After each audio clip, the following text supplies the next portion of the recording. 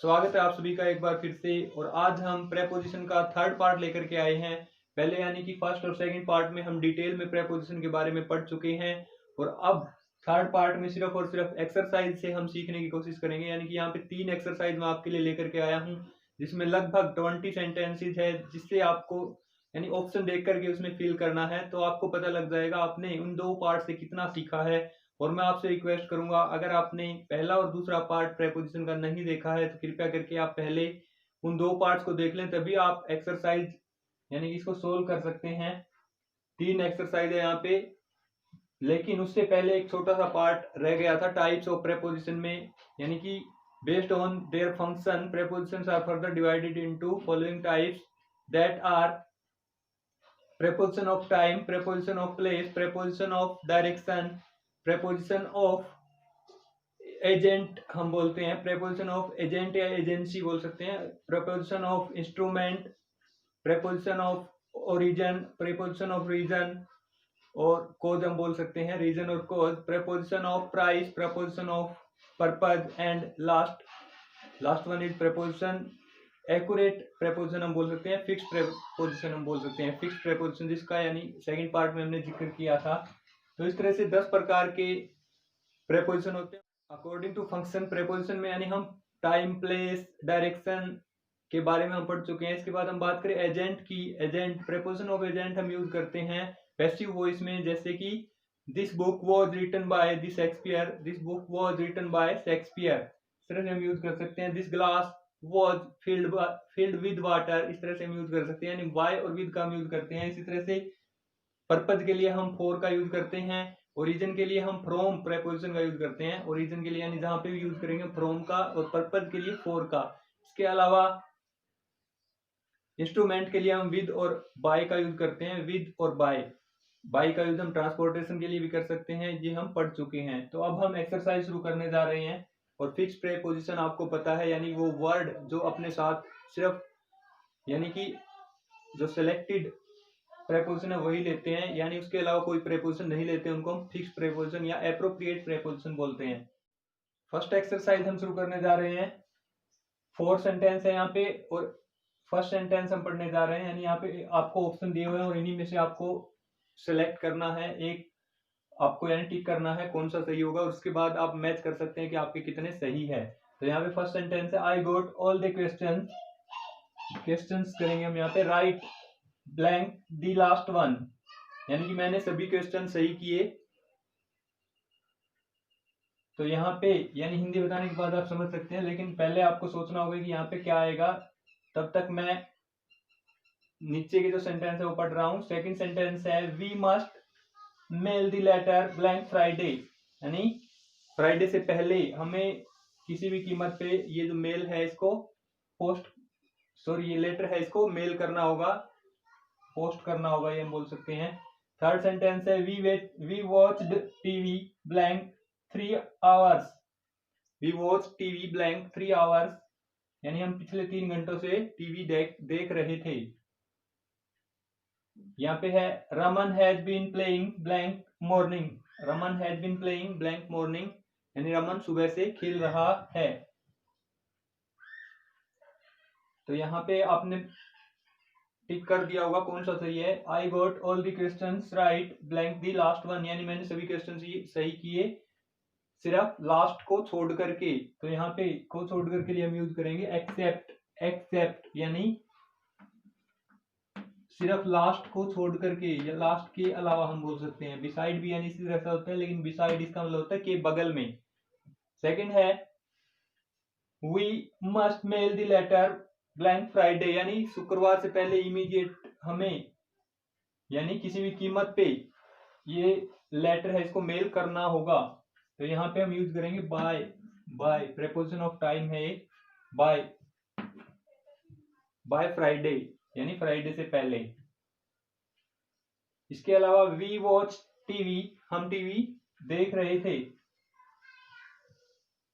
Blank 3 hours, तो यहाँ पे पीरियड दिया हुआ है 3 आवर्स, यानी 3 घंटे एक अवधि दी हुई है, तो हम यहाँ पे यूज करेंगे फॉर 3 आवर्स। सेकंड ऑप्शन यहाँ पे ठीक है। और लास्ट सेंटेंस है हमारा Raman has been playing blank morning, morning evening यानी ये पॉइंट ऑफ टाइम को दर्शा रहा है, तो हम यहाँ पे यूज करेंगे सिंस। पॉइंट ऑफ टाइम के लिए हम सिंस का यूज करेंगे, तो ये हमारा सही होगा। तो यहाँ पे हम एक्सरसाइज शुरू कर रहे हैं प्रेपोजिशन की।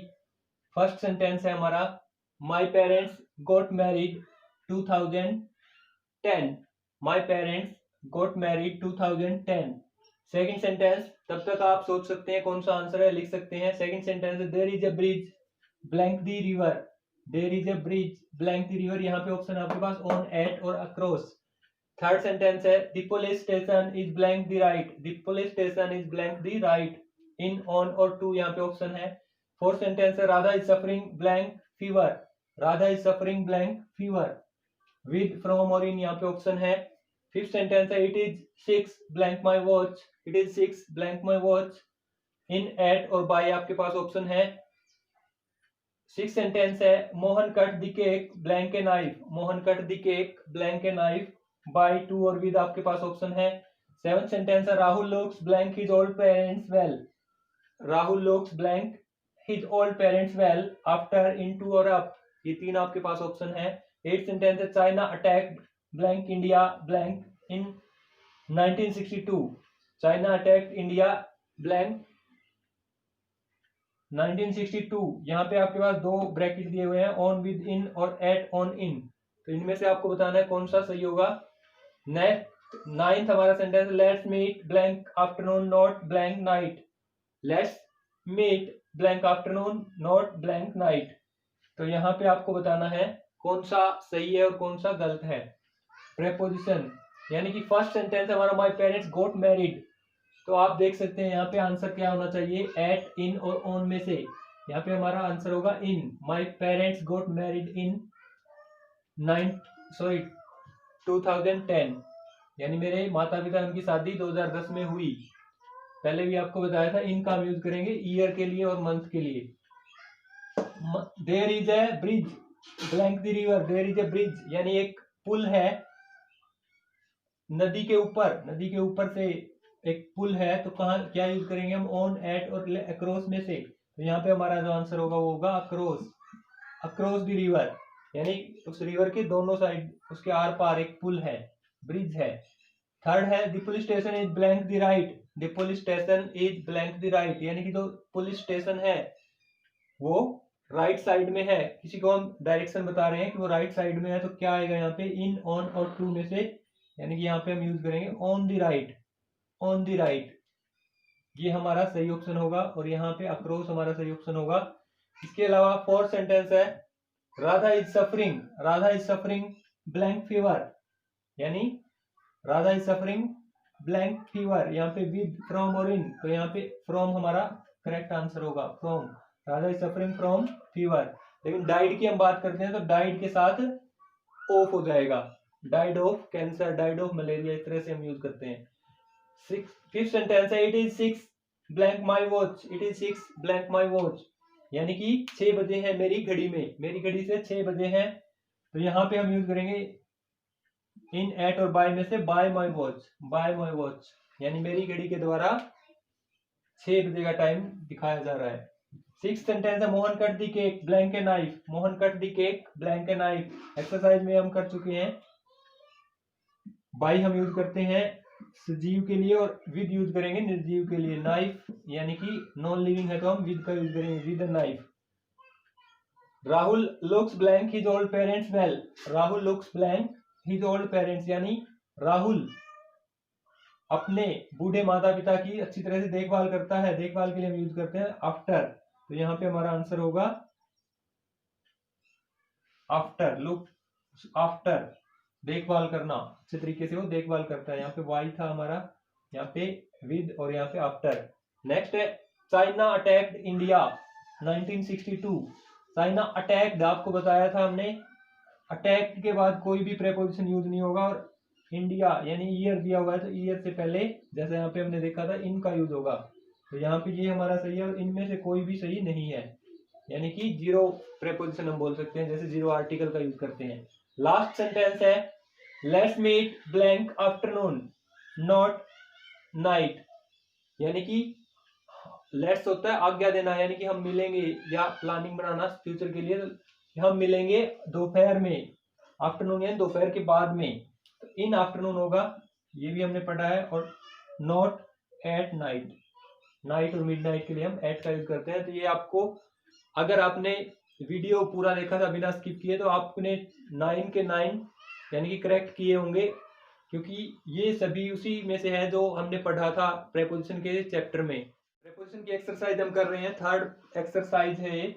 यहाँ पे आप देख सकते हैं एक पैराग्राफ आपको दिया हुआ है, जिसमें आपको ऑप्शन दिए हुए हैं ब्रैकेट में, उनमें से आपको फिल करना है, यानी आप अपना ऑप्शन चूज कर सकते हैं, टिक कर सकते हैं, और उसके बाद आप मैच कर सकते हैं कि आपके कितने सही है। तो लास्ट एक्सरसाइज है, the word science is derived blank Latin word, the Latin word scientia meaning knowledge, science deals blank facts.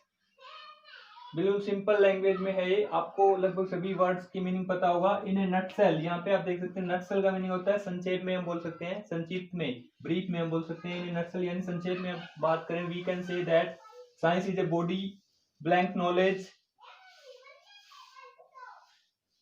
Blank knowledge which we get information, blank observation, observation information का मीनिंग आपको पता होगा सूचनाएं, we get information यानी हम सूचना प्राप्त करते हैं। ऑब्जर्वेशन, ऑब्जर्वेशन होता है निगरानी, हम बोल सकते हैं निगरानी या निरीक्षण से।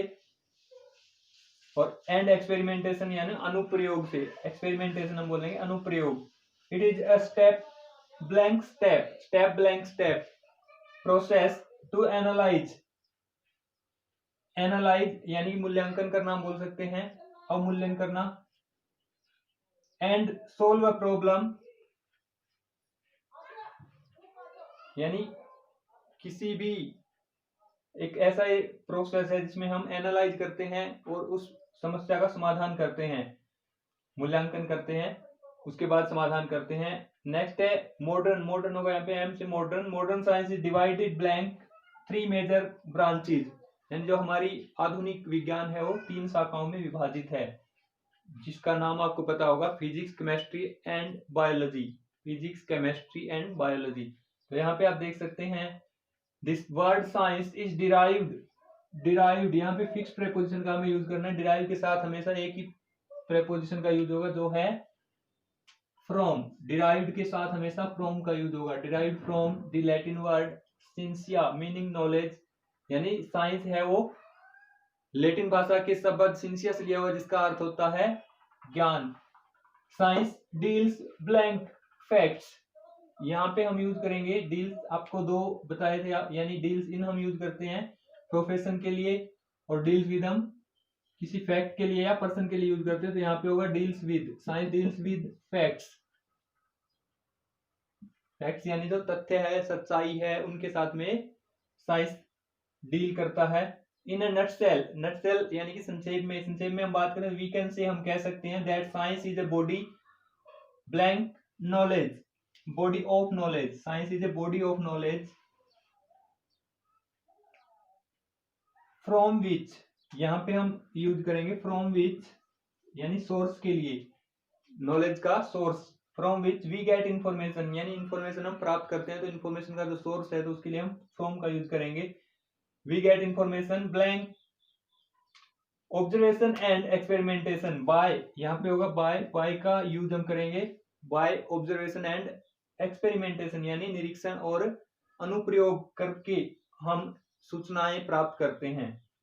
It is a step, step by step यानी जहां पे 2 नाउन दिए हो उनसे बीच में हमें यूज करना है, तो स्टेप बाय हम यूज करते हैं, स्टेप बाय स्टेप यानी एक स्टेप बाय स्टेप ये प्रोसेस है, क्रिया है। To analyse and solve a problem यानी उसका मूल्यांकन करना, उसके बाद में समस्या का समाधान करना, साइंस में ऐसा किया जाता है एक्सपेरिमेंटेशन के बाद। नेक्स्ट और लास्ट सेंटेंस है modern science is divided blank 3 major branches, तो डिवाइडेड के बाद हम यूज करेंगे into, into divided into 3 major branches that are physics, chemistry and biology.